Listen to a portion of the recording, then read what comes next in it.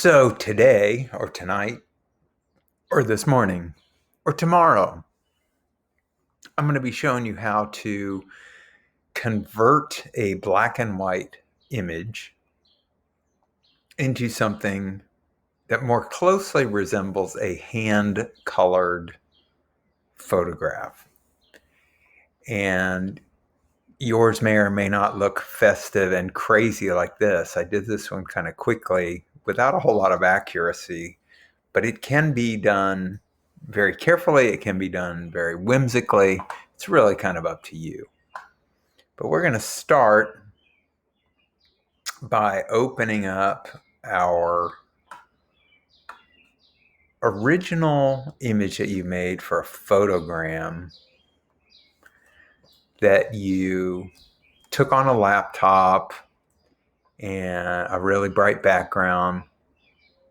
And we're going to start with the color version. This time we're going to not change it to auto black and white. This time we're going to adjust,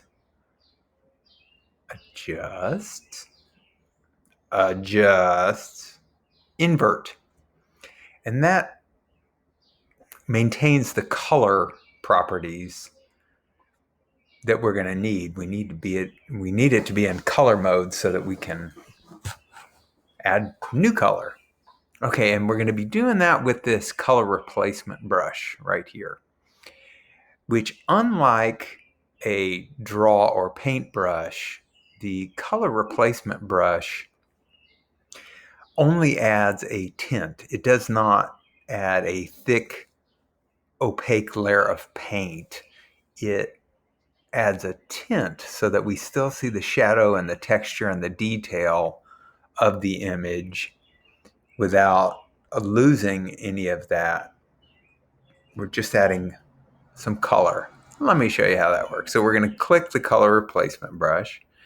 We're going to click off our ad because it's really annoying. But thank you for being free, Pixlr. We really do appreciate it. The color, quick access to your color palette is right here. The circle that appears a little higher and in front of the other one. That'll bring up your nearly limitless range of colors. You've got a slider here that you can use. There are some kind of pre-selects here. Whatever you choose, you then have the option of fine-tuning it by dragging this little guy around in here until you get the color that you really like. We're going to click OK. I'm going to zoom in with my scroll wheel because I really like to be able to control this. Very important that you know this is your brush, your color replacement brush. The period pressing it repeatedly makes the brush larger. The comma makes it smaller. You will undoubtedly be changing that a lot. And you can change it on the fly. In other words, I'm going to press my mouse button and start painting here. And now I want to fine tune it a little bit. I'm still pressing down on the mouse. I can make that smaller, really, really small. That was way too small. Not exactly what I wanted to do, but you'll also perhaps notice that it's not painting on the black. So that black background that you have, black is not considered a color. And so there's no color to replace, and it will not replace pure white either. So it will only replace a color, not black, not white. Yeah, so let's go up here and pick another color, and I'm just going to kind of go at it here. And we're going to go down here.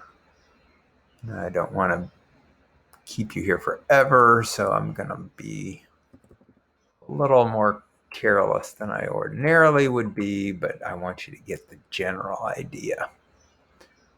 All right, so now we're going on to some yellow. Make the brush a little bigger. And voila. And we'll go in here. And voila. Now it's kind of hard to tell that it's preserving shadow and detail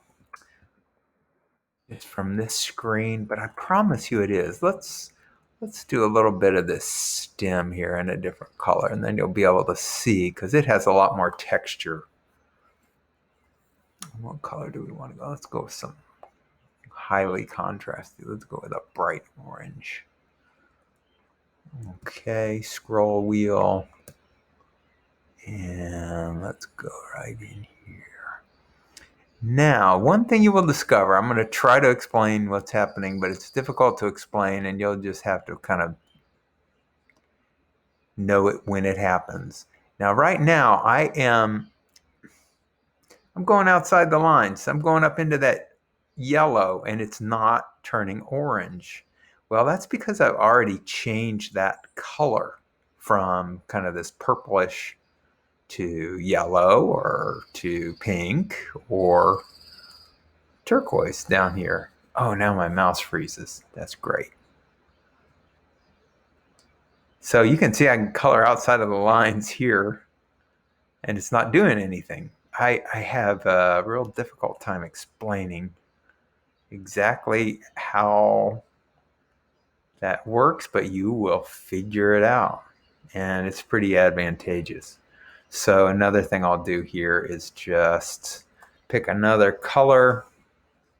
Let's go with a shocking blue. Are there any shocking blues? Now let's just go with a really deep blue. Okay, I want to try to illustrate my last point. So I want to put some stripes on these grapes, just kind of random stripes. So here I go. I'm pressing down. Nothing shows up in the black. Nothing shows up in the yellow. So I need to start in the yellow. There we go. All right. Oh, now look, it's only acting on the yellow. But what if I want blue stripes in the pink? Well, I need to go back and start in the pink. And finally, as you can predict, I need to start in the turquoise. I don't know why these all look like Easter eggs. Anyway, I think you get the general idea there. Like so many of these other things, it's kind of like a journey of exploration, experimentation, figuring out what works for you, kind of styles that you like. Look, I'm putting polka dots here, but they're only going currently on the purple areas. And that's kind of cool. Oh, now it's going on the yellow because that's where my little target was hitting. I hope that helps figure out some stuff here. All right, we're going to call it quits because people don't watch videos that are more than 5 minutes. So we're going to go to File, Save, and we're going to download it. And we're going to call it a day. We're going to call it amazing.